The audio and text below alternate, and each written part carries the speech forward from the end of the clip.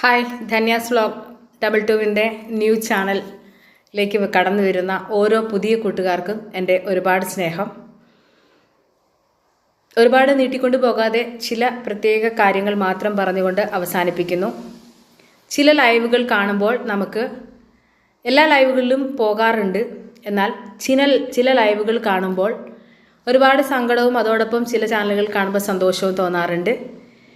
എന്നാൽ ഞാൻ പറയുന്ന കാര്യം എന്താണെന്ന് വെച്ചാൽ, പുതിയ ചാനലുകാരുടെ ആകെ ഒരു ലക്ഷ്യമെന്ന് പറയുന്നത് അവർക്ക് എങ്ങനെയെങ്കിലും 1K ആകുക. ഓരോ ദിവസവും ഓരോ ചാനലുകളിൽ പോകുമ്പോഴും ഓരോ സബ്ബുകൾ ഉണ്ടാക്കി അതിനെ പൊലിപ്പിച്ച് എടുക്കുക എന്നുള്ളത് മാത്രമാണ്. എന്നാൽ അങ്ങനെ സബ്ബ് കിട്ടണം എന്ന് ആഗ്രഹിച്ചുകൊണ്ട് നിങ്ങൾ മറ്റാരുടെയും വലയിൽ പോയി വീണ് പെട്ടുപോകരുത് എന്നൊരു ചെറിയ അപേക്ഷയുണ്ട്. കാരണം ഇതിനിടയിൽ ഒരു ഫേക്കാകുന്ന ഒരുപാട് മാഫിയകൾ തന്നെ തീർച്ചയായിട്ടും ഉണ്ടാകും. അപ്പം നിങ്ങൾക്ക് ഒരു പക്ഷേ അവരെ മനസ്സിലാവുകയില്ല.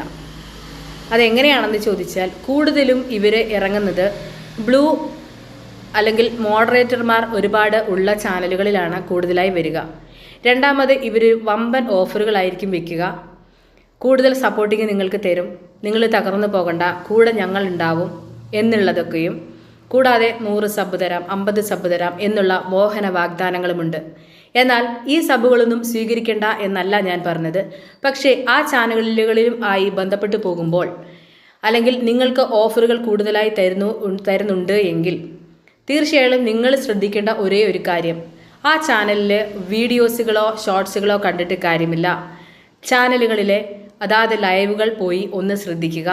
ആ ലൈവുകൾ എങ്ങനെയാണ് മറ്റുള്ള ജനങ്ങൾക്ക് പ്രയോജനകരമാകുന്നതാണോ, അല്ലെങ്കിൽ ഏതെങ്കിലും രീതിയിലുള്ള മോശമായ കാര്യങ്ങൾ നടക്കുന്നതാണോ, എനിക്കോ നിങ്ങൾക്കോ അത് ഉപകാരപ്പെടുന്നതാണോ എന്നൊക്കെയുള്ള കുറേ അധികം കാര്യങ്ങൾ ലൈവ് കണ്ടെങ്കിൽ മാത്രമേ നിങ്ങൾക്ക് മനസ്സിലാവുകയുള്ളൂ. അതുകൊണ്ട് തന്നെ എൻ്റെ പുതിയ കൂട്ടുകാരോടായി ഞാൻ പറയുകയാണ്, ഓഫറുകളിൽ വീഴാതെ അവരുടെ ലൈവുകളൊക്കെ ശ്രദ്ധിക്കുക. ശ്രദ്ധിച്ചതിന് ശേഷം നിങ്ങളും ആ കിട്ടുന്ന 100 50 സബുകൾക്ക് വേണ്ടിയിട്ട് സ്വന്തമായിട്ട് ഒരിക്കലും ആരുടെയും കഷത്തിൽ കൊണ്ടുപോയി തല വെച്ച് കൊടുക്കാതിരിക്കുക. കൂടുതൽ ശ്രദ്ധിക്കുക. നമ്മൾ എത്രത്തോളം ഇവരെ മെയിൻറ്റെയിൻ ചെയ്യാൻ ശ്രമിച്ചാലും എവിടെയെങ്കിലും ഒരു ചെറിയ കരട് ബാക്കി നിൽപ്പുണ്ടാകും. ആ കരട് എപ്പോഴും നമ്മുടെ കണ്ണിനെയും മനസ്സിനെയും അസ്വസ്ഥമാക്കിക്കൊണ്ടേയിരിക്കും. അത് ഉറപ്പാണ്. അതുകൊണ്ട് ആരും മറ്റുള്ള